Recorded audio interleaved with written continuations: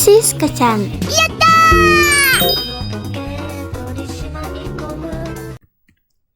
Yo minasan, Siska desu. Oke, jadi pada video kali ini kita akan belajar tentang networking model. Sebelumnya, kita harus tahu dulu nih, apa sih networking model itu? Nah, jadi networking model adalah sebuah kerangka kerja standar yang berisi aturan dan langkah-langkah untuk mengatur bagaimana perangkat komputer berkomunikasi dan bertukar data satu sama lain. Kenapa sih networking model ini dibuat? Dulu, perusahaan komputer membuat aturan jaringan mereka sendiri. Akibatnya, komputer hanya bisa tersambung dengan komputer yang berasal dari merek yang sama. Bisa kalian bayangin nih, hasilnya HP Samsung tidak akan bisa mengirim pesan ke HP iPhone, ke HP Oppo, Vivo, dan lainnya. Nah, oleh karena itu, networking model dibentuk untuk menghancurkan tembok penghalang antar merek. Nah, model ini berfungsi sebagai bahasa universal. Kalau dalam real life-nya, seperti bahasa Inggris ya. Walaupun kita berasal dari Indonesia, Malaysia, Filipina, Rusia dengan bahasa yang berbeda-beda, tapi kita tetap bisa berkomunikasi menggunakan bahasa internasional, yaitu bahasa Inggris. Jadi, perangkat dari berbagai merek, mau itu dari Apple, Samsung, Vivo, maupun yang lainnya, tetap bisa saling terhubung secara harmonis. Selanjutnya, kita bisa melihat perbedaan sebelum dan sesudah ada networking model. Sebelum ada dinamakan dengan chaos networking. Nah, pada saat itu, semua tugas jaringan dicampur menjadi satu. Oleh karena itu, data bisa saja bertabrakan atau mungkin hancur. Alhasil, jadi kacau, tidak teratur, dan sulit untuk dipakai. Nah, tapi sekarang kita sudah beralih ke networking OSI 7 layer model. Nah, ini dibagi menjadi 7 lapisan yang sistematis atau berurutan, masing-masing mempunyai tugas khusus.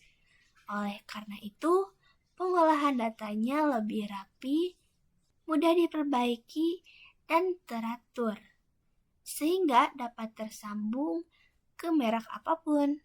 Selanjutnya, networking model ini terbagi menjadi dua, ada OSI dan TCP atau IP model. Kita bahas dari yang OSI dulu. OSI membagi proses menjadi 7 lapisan.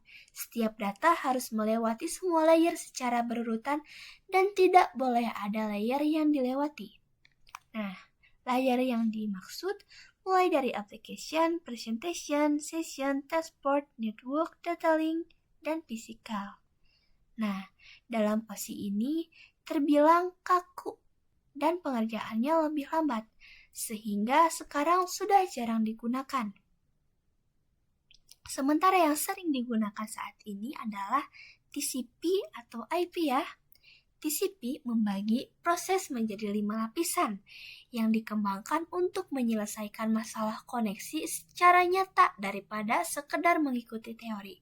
Jadi intinya TCP ini lebih fleksibel. Selanjutnya, terdapat layer pada TCP atau IP. Dulu terdapat 4 layer, akan tetapi seiring berkembangnya zaman dan bertambahnya kebutuhan, kini layer pada TCP diupdate menjadi 5 layer. Kita akan bahas satu persatu. Mulai dari aplikasi layer, menyediakan antarmuka antara pengguna dan jaringan. Biar lebih mudah, Siska akan kasih contoh. Misalkan Siska mau kirim pesan ke Sylvie. Nah, kita akan membuat dulu pesannya, lalu langsung dikirim. Setelah kita mengklik icon kirim, di sana tidak langsung terkirim, tapi terdapat tahapan-tahapan yang lain. Selanjutnya ke tahapan transport layer, yaitu memecah data, memastikan data sampai dengan benar. Jadi, data dipotong-potong menjadi bagian yang kecil, kemudian dipastikan tidak ada yang hilang. Selanjutnya, networking layer. Pengalamatan dan menentukan rute terbaik. Setelah data dipotong-potong, kita akan menentukan alamatnya mau dikirim kemana. Setelah ditemukan, lalu kita akan mencari rute terbaik dan rute tercepat untuk sampai ke tujuan itu. Selanjutnya, data link layer. Membungkus data dan mendeteksi kesalahan. Setelah pengalamatan dan menentukan rute terbaik tadi, data sudah siap untuk dikemas. Nah, selanjutnya tinggal ke physical layer deh, atau mengirimkan data melalui media transmisi seperti kabel atau nirkabel. Pada tahapan ini, pesan akan langsung dikirimkan dan akan sampai di alamat tujuan. Selanjutnya, ada enkapsulasi dan dekapsulasi. Apaan sih itu? Kita bahas dari enkapsulasi. Proses membungkus data. Proses ini terjadi di sisi pengirim. Nah, berarti terjadi di sisi Siska ya, di mana data bergerak dari atas ke bawah atau dari layer 5 ke layer 1. Setiap layer akan menambahkan catatan atau header pada data tersebut. Nah, jadi Siska mau ngirim pesan nih. Siska ketik dulu pesannya, lalu kirim. Nah, catatannya sudah tertulis. Lalu, setelah dikirim, akan ke tahapan dekapsulasi atau membuka bungkus.